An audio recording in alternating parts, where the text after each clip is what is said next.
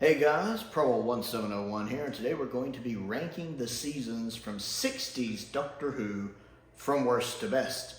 So the black and white era, the first two Doctors, all 6 seasons from worst to best.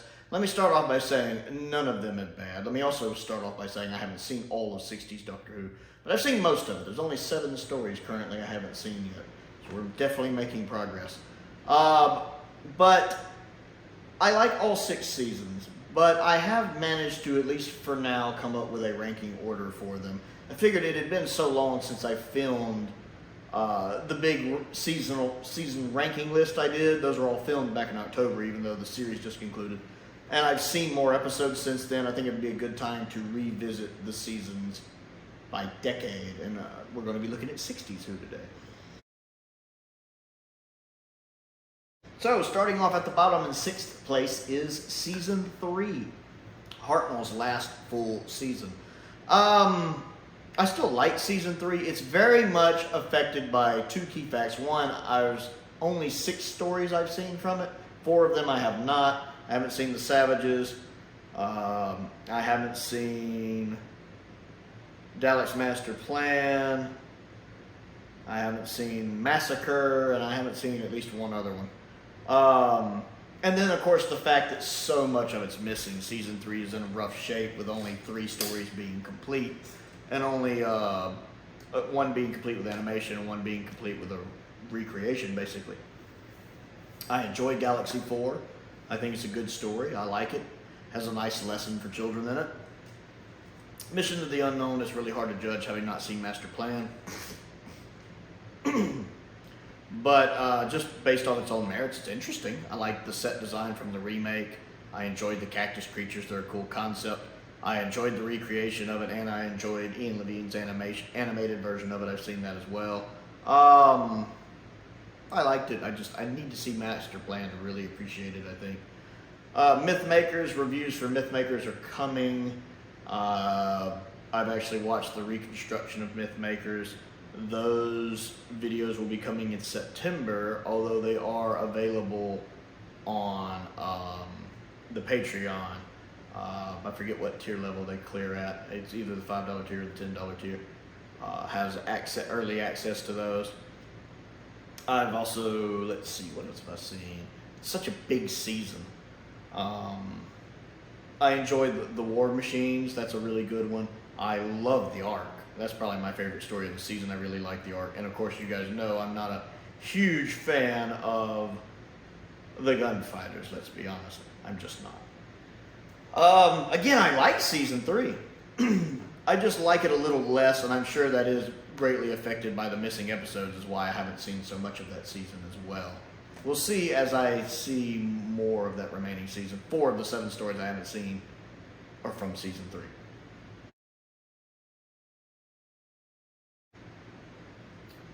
In 5th place is Season 1, the original season.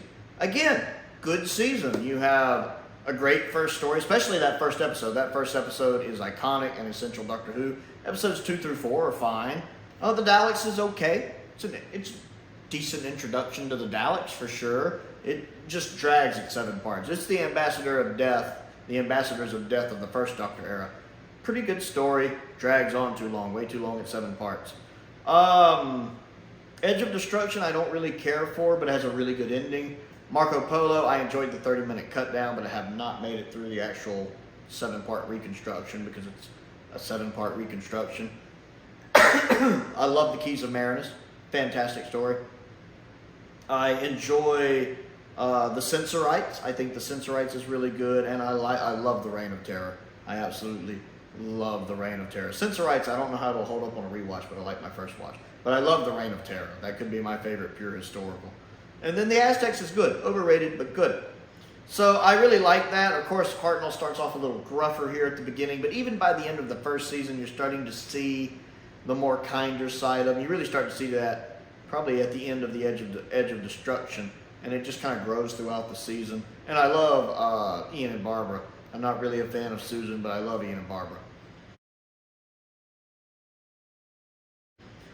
Moving up to next on the list, in 4th place is Season 5, which I think is my least favorite, well, obviously from the ranking, my least favorite Troutman season. I know it's some people's favorites, but it's a bit formulaic. Base Under Siege, Creature of the Week. It works. Again, good stories. Tomb of the Cybermen is good, overrated, but good.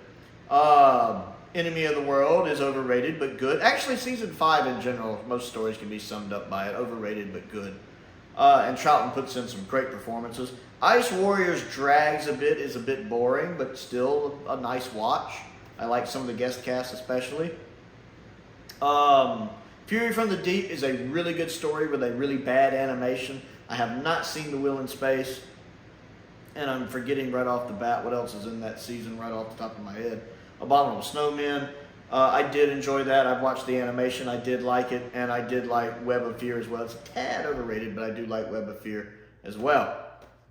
So a good season. I love the second Doctor. He's my second favorite Doctor. I love Jamie. He's one of my favorite companions. Not a big fan of Victoria, though. Don't really care for Victoria. But still a solid season.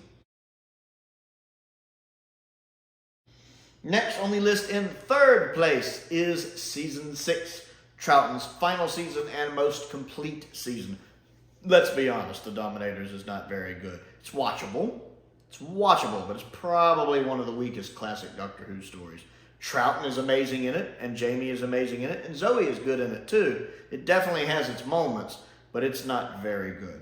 However, The Mind Robber is fantastic and is an excellent example of Doctor Who really leaning into the concepts of what it can do and that it can be kind of anything. And it's nice that it has a nice fantasy element in it that we don't really get in Doctor Who a lot. Instead of hard sci-fi, it has a much more fantasy element to it. It's a lot of fun. I love the sets. I love the characters. I love the interactions. And I love the fact that it's just different. There's not a lot of stories like The Mind Robber. I tend to like Doctor Who stories that are just different. I'm the same way with Ghostlight.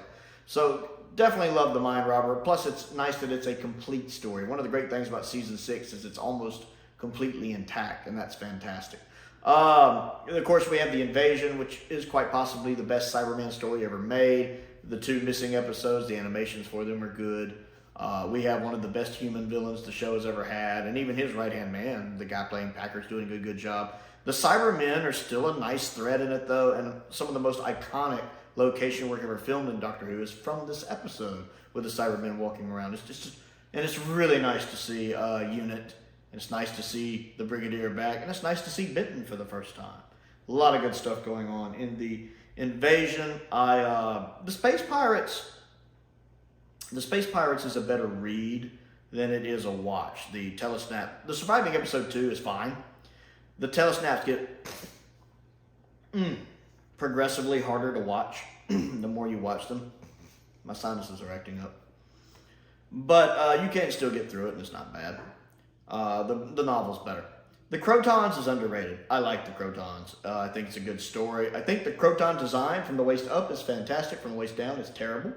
But I enjoy the story. It's a 4-parter that knows it only needs to be a 4-parter. It doesn't try to get away with more, which I like. It has a lot of fun moments. One of my favorite moments between Zoe and the Doctor is in that episode when she's telling her to go away and come back and get this and what's this do. I love that. It's a very underrated story. And then the War Games is fantastic. I love the War Games. And the final episode of the War Games is one of the most essential episodes of Doctor Who that every fan needs to see. Such a good season. In second place is Season 2. I have really come to appreciate Season 2. It very seldom misses. It fires on almost all cylinders. Planet of Giants is fantastic, very underrated. I love the Dalek invasion of Earth, some beautiful location work, some great moments with the Daleks running around, some great moments from the first Doctor. Ian and Barbara have some good moments in it, a couple silly moments, but some good moments in it. There was something I'm forgetting. Oh yeah, and the Robo-Men are a neat concept. And the story gets across to you kind of how tragic they are. Like you see the one Robo-Man with a wedding ring on his finger, and then the one guy trying to save his brother who's been turned into a Robo-Man. It really does, get across to you the heartbreak of how tragic those characters are, the people who've been turned into Robo-Men. I really like that. Definitely a good story. I enjoy The Rescue a lot. I love Vicky. I'm a huge fan of Vicky. She's a big step up over Victoria. Susan. I'm very tired. You can tell I'm filming this very late. I think Vicky is a huge step up over Susan. I just think she's written better. I really like the rescue, and I love the reveal of the villain and the twist for the villain. It's so meta. I absolutely love it. I enjoy the Romans. Once you realize the Romans is a comedy, the Romans is so much fun, and the guy playing Nero is having a ball, and I am loving it. I also like the costume and set design for it a lot. What else is in season 2? The Web Planet is bad. Let's be honest, the Web Planet's bad. But I will always admire its ambition and give it points for the ambitious undertaking and the ambitious nature of it. It just doesn't work out well because the budget's not there. The Chase has a good first episode, a good last episode, and a lot of really crappy stuff in the middle. But still a strong first and last episode. And then the Time Meddler is amazing. I absolutely love the Time Meddler. The first pseudo-historical, it's really, really good. The fact that a Hartnell season is trumping 2 Troughton seasons, when I love Troughton so much more than I love Hartnell, is just really speaks to how good season 2 is. Good writing, good directing, good script editing. I love me some David Whitaker. And Hartnell's just, you know, everybody seems to have kind of settled into their roles here, and I like that. Season 2 is very strong. Oh, and The Crusade is awesome. I didn't mention that, but even just going by 2 surviving episodes and 2 telesnaps, I love The Crusade. And then number 1 on the list is season 4. Despite how much of season 4 is missing, luckily the animations have stepped in and really helped fill the gaps. I love season 4. I haven't seen all of it. I still need to see The Smugglers and The Underwater Menace. And although I've read The Smugglers and I like the novelization of The Smugglers, I like 10th Planet. It's got a strong first 2 episodes, a not so strong last 2 episodes. I love Power of the Daleks. It's one of my favorite Dalek stories of all time. I mean, 2 of the best Dalek stories ever written are in the same season. Power of the Daleks and Evil of the Daleks are amazing. If Troughton is fighting Daleks, you're in for a good time. They are 2 of the best Dalek stories ever made, period. I love them both. The Moon Base is one of my favorite Cybermen story, It and the Invasion. I absolutely love the Moon Base, and I really wish it was completely intact, but the animation for it's good. I love the Macroterra, although a lot of that's probably down to the animation. This is probably the one story that if they don't ever find it, I'm cool with that, because I love the animation. I honestly don't think the found episodes would be as good as the animation. The animation for Macroterra made me love the Macroterra. Kind of the opposite effect of Fury from the Deep. And then the Faceless one's good. I mean, it's nothing special, but it's good. I like it. It drags a little too long, but I like it. And we have a couple of surviving episodes of it. That's pretty nice. I love season 4. To me, it's just my favorite 60s season. And Troughton is just on fire in it. And the 10 surviving episodes that we have of it, I'm very grateful we have them of it. So that's how I would rank 60s Doctor Who by season. I want to know how you would rank them. What you think of my list. So comment down below and let me know. I'm very tired. Other things to do, don't forget to click the like button and the subscribe button and the bell for notifications so you never miss out on another video. I also have a Patreon if you would like to support me on that. There's a link to that down in the description below. That does help me keep the bills paid, especially in 2023 with inflation the way it is. I want to give a shout out to some of my top tier patrons, Stephen Crane, Colin Coney, and Finn Perkins. I appreciate their support, as I do the support of all of my patrons. I also want to give a shout out to one of my new patrons, ShuckleKing. He joined recently. I do want to say thank you to him. I do appreciate the support. And he gave me a really good video request I'm looking forward to getting to. He actually wants me to watch An Adventure in Time and Space, which, believe it or not, I've never actually watched. I have it, but I've never sat down and watched it. So I will be doing that soon and doing a review of that. I also have a P.O. box. If there's anything you would like to send me to look at and review, that's down there as well, as is a link to my Amazon wish list. Most importantly, thank you for watching.